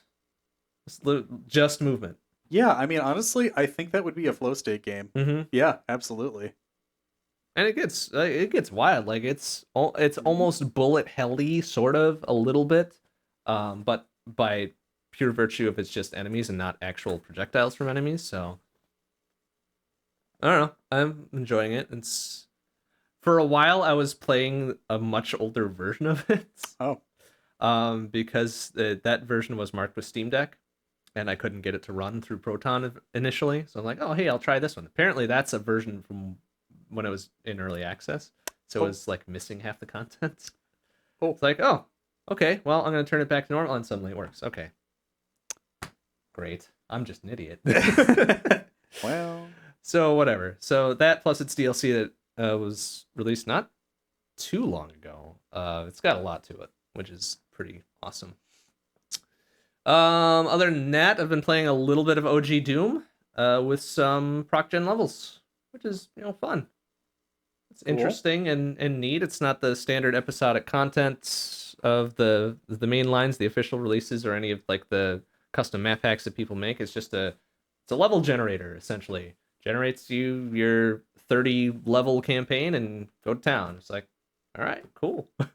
Has anybody made like an endless level yet? No, although they can get very large. I'm just kind of thinking like you could kind of make like a survive as long as possible kind of thing, or a score attack based on your kills. And oh yeah, I mean, there's definitely been some of those themes of levels. There was another pack that I had downloaded a while ago, Azazel's Second Descent. It was honestly very well put together, but it was so difficult I could not get through it. It's like 600, 700, 800 enemies in a single level. Damn. Very well designed, like fight arenas and shit, but there was just so much. You could not. I could not get through it. I'm sure people have, but I could not. But it was a fun experience, I think. And then one more, I've actually just started playing Whisker Squadron Survivor, the demo for it.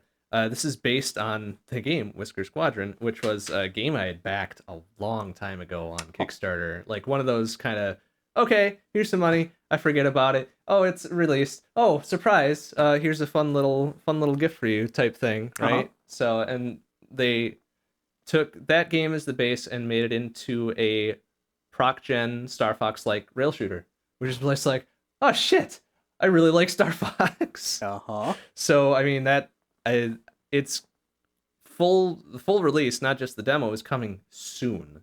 And I try not to play demos because I want to play the full game and get the full experience and whatever, but this one's pretty good. Like proc gen, rail shooter, Star Fox like type stuff. Like there's not enough Star Fox likes, honestly.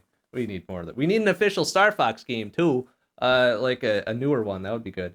Let's bring up F-Zero while we're at it. And also F-Zero. Yeah. And also okay, Metroid Dread was good, but like a good Metroid title too is also good. But Metroid Prime Remake.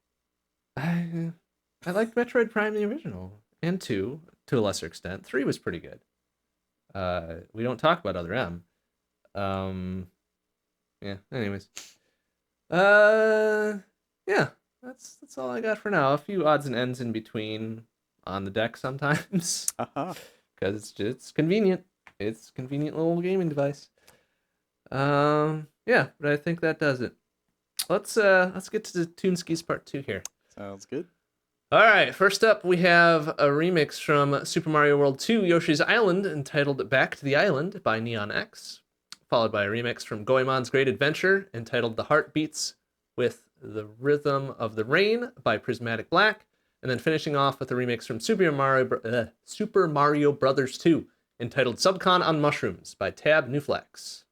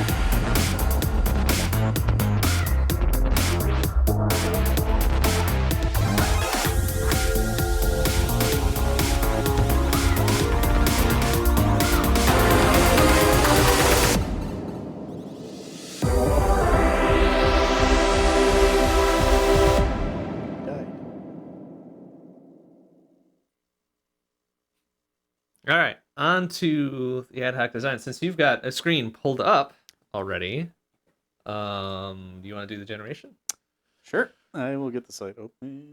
So we take this let's make a game.net/game idea generator thing. We generate a couple different things here for categories in total, and then we try to make a game based on off of that.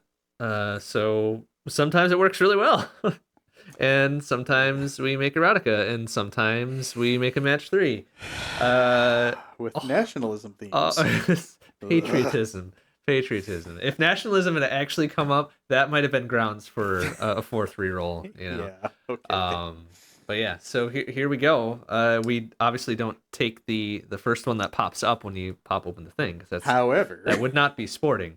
But I mean, what was it? What did we get? The initial page load was one each of genre, rules, setting, and theme. Okay. The genre was business sim. Okay. I already hate it. Yeah. Okay. The rule is everything is connected. I still hate it. Mm-hmm. The setting is steampunk. I hate it more. Okay. And the theme is forgiveness. Oh no. Okay. Yeah. Good thing we didn't get that in an actual roll. Ah, yes, it is steampunk Animal Crossing. Tom Nook forgives everyone's alone. I mean, that's a very positive spin to get with those. There, I made the game. Moving on. We did it.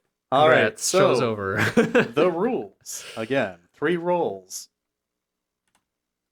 Can't go back to earlier rolls. Cannot go back. And once we hit the third one, we're stuck with it. For better or worse. Ready? Yeah, ready? All ready. Roll number 1. Okay. 2 genres, 1 rule, setting, and theme. Genre number 1, robot programming. All right. Robot programming. Okay. Oh, this is going to turn into Gods with Guns. Okay. Genre number 2, God game. All right. Quite literally. Very good. The rule is running out of power. Okay. The setting is cyberpunk. And the theme is search for identity. Wow. Okay. So, I already have visions of... So whatever happened to Robo after the end of Chrono Trigger? Okay, I can see that. God Game is probably the one that throws this a little bit out of that set of 5. Time travel, though, that's a godlike ability. Is it? I suppose. I don't know, like, that actually seems like it's pretty cool. Yeah, we could make that work, for sure. Do we take the fabled first roll? When's the last time we did that? Have we ever? Jinx. I don't know, man. Like, I know we've done several second rolls, and we've definitely done our share of last rolls. But have we ever done the first one? There's a first time for everything, right? So we could do it. I'd be okay with committing to this one. What a way to mark 10 years. Right? Fuck it. Let's do it. Okay. Robot programming, God game, running out of power, cyberpunk, search for identity. Yeah. Interesting. All right. Okay. So, yeah. So robot programming, does that mean like you as the player, protagonist, whatever, are programming robots? Do we take that literally? I think there's a certain amount of wiggle room we have on that. Immediately when I'm starting to think of robots and God game and running out of power, Vlad's gonna know exactly what I'm thinking of now. Citizen Sleeper. Okay, yeah. So you see that. Degrade and lose power over time. And wow, this also does make me think of Citizen Sleeper. Shit. I mean, not really necessarily programming yourself, but the decisions you make and the relationships that you form determine your outcome. But you're always running out of power. It's absolutely cyberpunk sci-fi. And you have no idea who you are. Really. Because you sold yourself to a corporation and got a copy of you put into this husk, the sleeper, and who managed to escape the corporation and yada yada. Okay, so you're describing Citizen Sleeper right now. Yes. Okay, I was like, wow, damn, this is really good stream of consciousness shit you're just making up. Yeah, no. I mean, that game, if you haven't played it, I have not. Holy shit. They have their second DLC that came out at the end of October. Or was it November? Either way, it was toward the end of the year. God damn, that game is good. Holy shit. Okay, but we're not remaking that one. No, we're not. We're not. But I'm saying, there's one, I don't want spoilers of it. It's going to be hard not to make some parallels. Okay, well, yeah, parallels are fine. We should probably define what we want to do with robot programming, because I think the rest of it's going to fall into place once we have that figured out. Okay, so my initial thought with robot programming, especially as it tied into running out of power, was sending out scout robots to find a way out of something. And they only have limited range, and you can, search out a certain path, and then if that one doesn't look great, you search out another path, but you have limited resources to deal with, so you got to be kind of choosy about what you're doing. Initial thoughts, No, I get you. Okay, so I guess that sort of ties into Search for Identity in terms of trying to find this endpoint of... Do you want to throw in a trope? I mean, tropes are good. Tropes can be good. Time loop. Okay. Okay, that's definitely a trope we've leaned on in the past. Uh-huh. But hey, okay. Commemorating our previous 107 shows. I don't know. Hey, at least it's not a freaking RPG. It's on brand for sure. Oh, it is an RPG. It's a robot programming god game. RPGG. Okay, well, this has been a hell of an insert credits round one away. It's Yeah. Good lord. Still have content remaining. We do. All right, so fine. All right, so the trope of a time loop, though, is interesting because as you play the game, you learn how the programming works and how it impacts your search.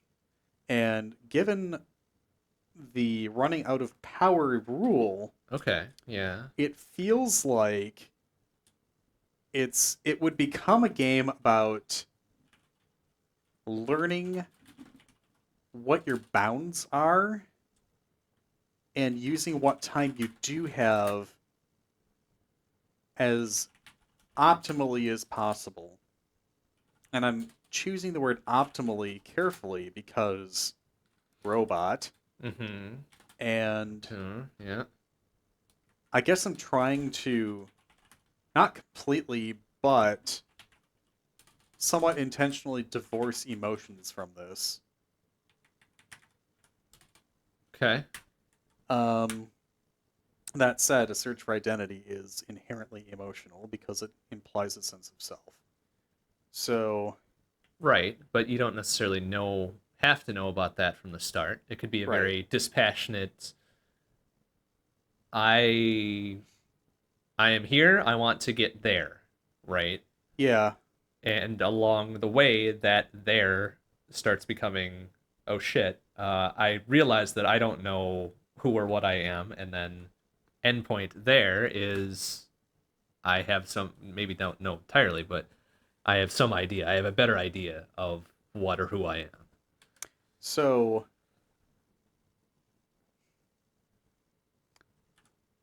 this lends itself well to being a story-driven game with one distinct ending. Okay. But you can make it in such a way where it's not deterministic. So the identity itself could be dynamic. It could change based on the decisions you make over the time loops. If we chose to go in that direction, however, we would have to have something that remains permanent between the loops. Mm-hmm. There has to be an element of the player character learning. The player character or the player themselves? I think the player character would have to, Okay. because Or that would both. give them the impetus to want to figure out what's going on, to end the loop, or whatever, to ultimately get to their goal, but they're missing all of this formative information first in order to piece it together. So the player character, possibly over the course of these time loops, learns what they can and can't do. Or they learns what they can do and then they remember certain bits of it for the next loop. So I'm going to draw on another game that I've played recently that also uses a time loop, Okay. which, if you have a time loop and something that allows you to retain things between the loop, you need a MacGuffin. And the MacGuffin in Outer Wilds was the oh my god, brain just totally fucked me on that one. Statues. Nomai statues. It's technology built by the Nomai to store your thoughts. Okay. And it was part of their project where, in the time loop, and I'm not going to give too many details because you haven't played the game yet, they knew a time loop would exist. Sort of. Okay. And to be able to get back to things, obviously you have to be able to retain your memories. I don't want to get too much more specific than that because I don't want to spoil the experience. But if we chose to do something where the character learns over time, I guess it doesn't really matter whether the identity is deterministic or dynamic then. We need a mechanic for that to be plausible in story. Right. Now, being a robot, should the main character be a robot, or it could be a human doing robotic programming, who knows? If the character or whatever this, the way we interact with the game involves robot programming, that entity itself can have fragments of memory that are still active for some reason. We don't necessarily have to fully explain it. Right. Yeah. But over time, you're left with different bits and pieces. Now, you, the player character, you, the player, not the player character, ultimately will have to metagame. Because the player character itself may not remember all of the details between the loops because different parts of memory could be overwritten with new data, Yeah. that kind of thing. So we would have to determine what the split with that would be. Like, we have to acknowledge, yes, this is going to be a thing, it involves metagaming, or we have to decide to consciously not let that be a thing. Where if this is a single player experience, which it really does feel like it's something that's story driven, there either has to be a metagaming component or a way to store your memories that becomes resilient to the time loop. So I wonder if that particular ability to store things is a player or player character's choice. Like you have such and such storage capacity or whatever to put things in that you know you will need later, that you think you might need later, and then you retain that in the next loop. Okay, so here's the mechanic idea that I have. So you get to a point in the time loop where it becomes evident that you have the ability to send one thing into the past. Okay. The first time you do it, you become aware that a time loop is happening because you told yourself it is. After that, because you are consciously aware that a time loop is happening, you have to decide what one piece of information, or maybe even something physical, I'm not sure, you want your prior self to know the next time it happens. But you're only allowed to have one thing. at first, or does it get progressively larger or more numerous as you go? That's where we need to make a decision. So, do we have an archive of some kind that we take with us every time that we go through the loop and be able to add to it? Or do we have to choose different things to make new discoveries and then metagame based on the total amount of things that we've discovered based on what we've sent back? I think in the interest of saving the player, not the player character, in the interest of saving the player time, progressive would probably be the way to go. I think so too. I mean, even narratively, you can explain that as, hey, I figured out the first thing. Now my next iteration knows about this first thing, and then that iteration figures out the next thing, and then kind of fast forward each time. Yeah. Like, this points to this, and this points to this. All right, we know the first bits now. Let's just skip to the next point of unknown, right? Well, actually, that brings up an interesting thing too that you can use. Mechanically speaking, if you are aware of disparate points of data, you can start making a route that determines the best use of your time, which therein has a built-in speedrunning element. If we were to make something like that, it may be more interesting to make the content dynamic rather than static. Because that way, it would almost turn into a strategy game. Because, well, okay. It would make sense to have it in two modes, in my opinion. You would first have the first time you play the game and you manage to get from the beginning to the end. It's basically teaching you about the game. You could call it an extended tutorial because it actually has the story content. You have cutscenes, you have character development, you're learning what's going on, you develop that emotional tie. And then once you've managed to complete the game, you unlock the ability to have randomized scenarios. So once you understand the content, the mechanics of the game, what you're intended to do, you can go in with random scenarios and learn the mechanics to be able to route through it as quickly as possible. And then I suppose you'd basically get a leaderboard of times. I see. That's interesting. Like, I don't know of a game that would do that. So it's a very depending on the identity or of the like chosen story we wanted to do for the first iteration, it could be a very intimate kind of self-discovery game. After that, it turns into whatever it turns into based on whatever scenario it gets. Yeah, I'm trying to think about what the multiple exit points would be. Like, what would the player themselves learn that would enable those multiple exit points? Like, what is the exit? Like, what ultimately breaks the time loop in an in-universe way such that we can call it an ending? I mean, how do I? Okay. There is a process.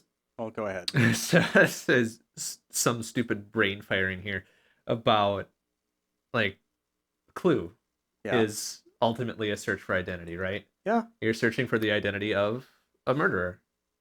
So, I mean, obviously the way out of that is to identify the murderer, and each roll of the board game is different because you haven't made the exit point different. You have made the details of that exit a little bit different. Yes. Yeah, Professor Plum with the lead pipe in the kitchen or whatever. Yep. Yeah. So something like that, perhaps. That could be interesting. Yeah. But yeah, anyways, you were saying. Well, I don't want to spoil mechanics of Outer Wilds, but ultimately what you discover in that game is a way to exit the time loop. Okay. That is, overarchingly, mechanically speaking, that's your goal. You want to get out of the time loop. And the things that you discover over time lead you to eventually put a very emotional story together when you're learning about people of the past and where you are in the universe right now.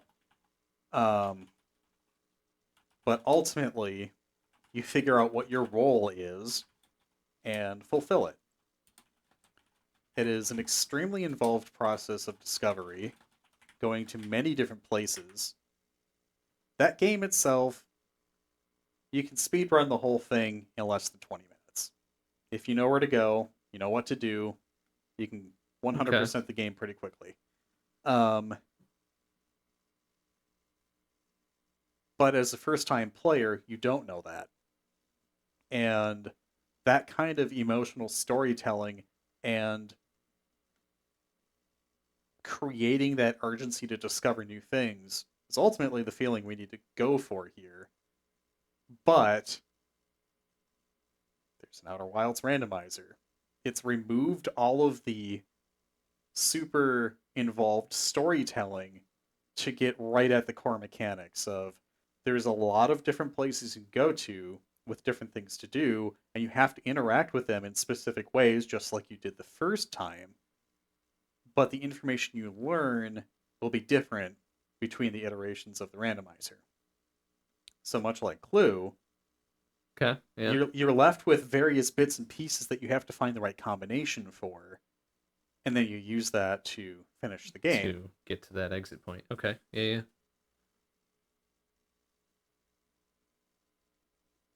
I think something like that would be not overdone.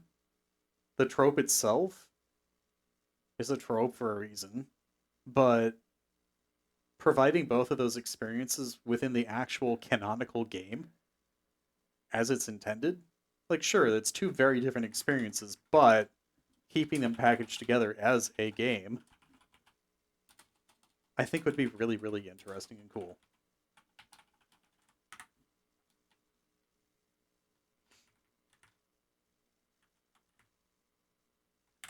Okay. So then the entry point to all this is player character somehow becomes aware that they're in the time loop, right? What's the triggering point? What's that triggering point? So, deja vu? Like honestly, kind of a sense of, hey, seems extremely familiar and important somehow. So you are aware that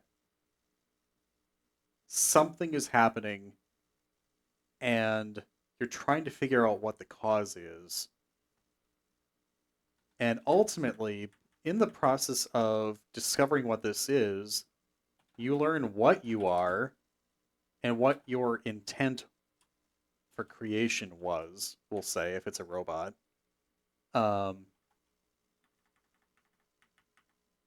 you could even have the twist of the time loop is happening because I exist, or because I'm doing these things. Okay, yeah. The whole paradox, time traveler's paradox type thing, right? Yeah. Honestly, that mechanically would fit. Mm-hmm.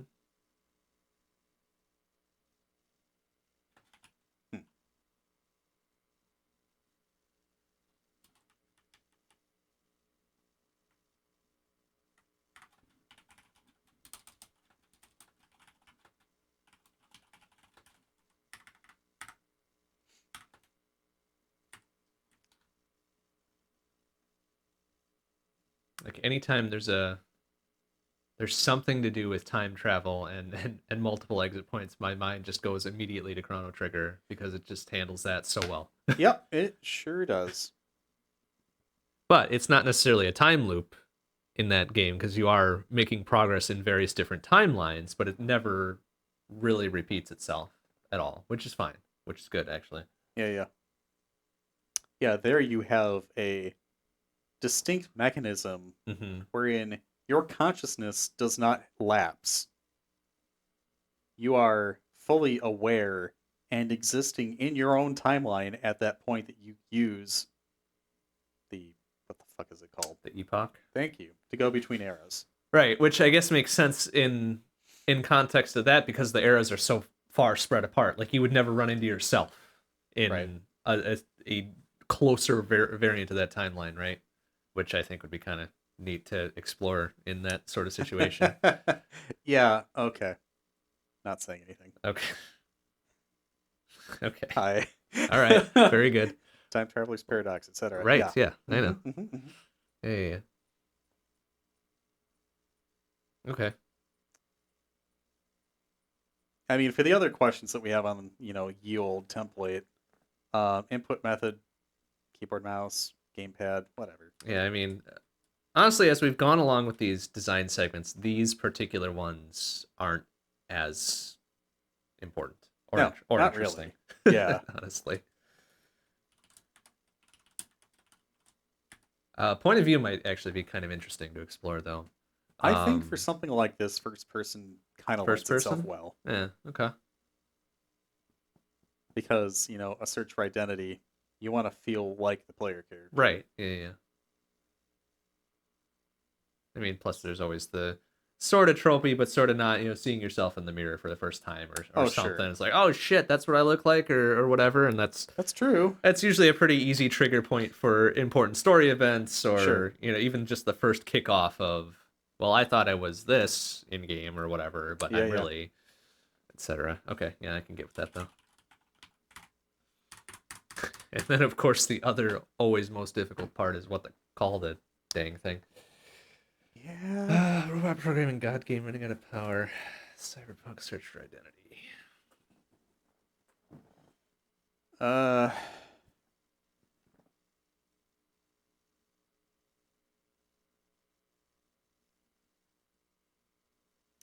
This feels like, okay, this is going to sound super abstract.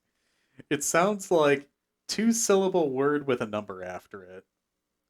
Like the code name for the robot and then whatever year you're in.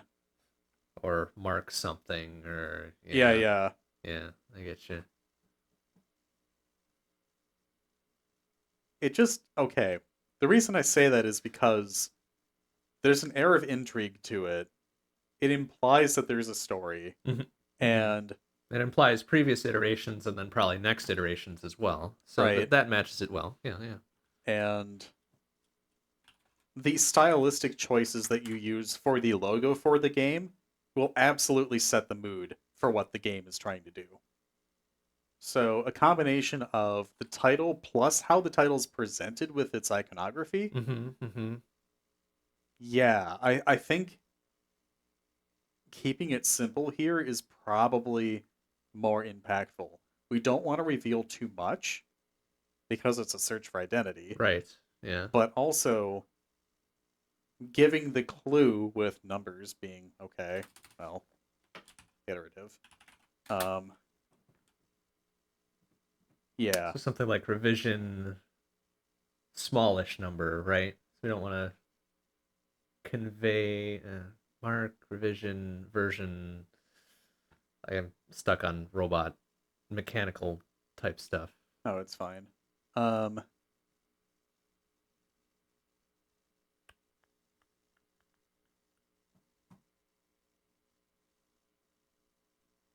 don't know why the number 23 keeps sticking in my head. As good a number as any.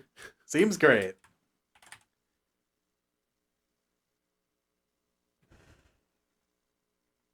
It definitely implies the genre, implies the mechanics in the genre if you posit things. It's vague enough not to give much away. And it's short and to the point and reminds me a lot of like sci-fi story-driven games from 10 to 20 years ago. Okay. Hey, it works for me. Yeah, I'm cool with it. There's so many different synonyms for just like another iteration of something. That's like one isn't necessarily better than the other. It's just kind of if we were doing software, it'd be a release or something, some dumb bullshit like that. But yeah, I'm cool with what we have here. We did a first thing. We did a first set of things. Incredible. It only took 10 years. I mean, to be fair, we've only been doing this specific kind of design for like 2 or 3 years. 2 or 3, something like that. Yeah, I'd have to go back through the the notes again and see which ones we started with this. But momentous occasion, right? It's a meta commentary on what we've been doing for 10 years, because this is obviously the format of the show is iterative. Oh, it sure is. And I mean, arguably our skills at doing this on the fly have improved. Oh yeah, definitely.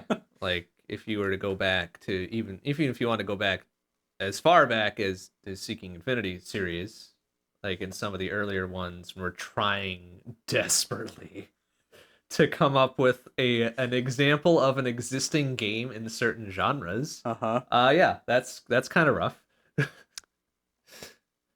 Also sports. Oh god, no. Shuffleboard heroes. Yeah, I mean, yeah, that was creative, sure. Coming up with reasons that we wanted to make a sports game was probably the toughest bit there. Yeah. But we did it. We eventually did do it. So, but okay, revision 23, that works. Let's cap off the ad hoc game design with 2 ideas that we gave up. Right, because we can see the next ones. All right, what do we got? Roll number 2, 2 genres, one each of the others. Sandbox and action for the genres. Okay. The rule, death is good. The setting, alternate history. And the theme is technology gone nuts. Actually, another super probably good one. Yeah, pretty good set of stuff there. All right. And lastly, number 3. Again, 2 genres, one each of the others. Strategy and platformer. 1 minute. Okay. Simulated reality. And individual versus society. Okay. Well, all of those would have actually really been very bad. doable. Yeah. I'm glad we chose number 1. Yeah, I think it was the most interesting probably of that set of 3, but all of them good contenders, at least. I was secretly hoping the last one would be like another erotica or something. Well, okay, fine. Just because, like, what could we subject ourselves to again? Number 4. Oh, no. Because 2 genres, one each of the others. Racing and roguelike. Inconvenient superpowers. Utopia and war.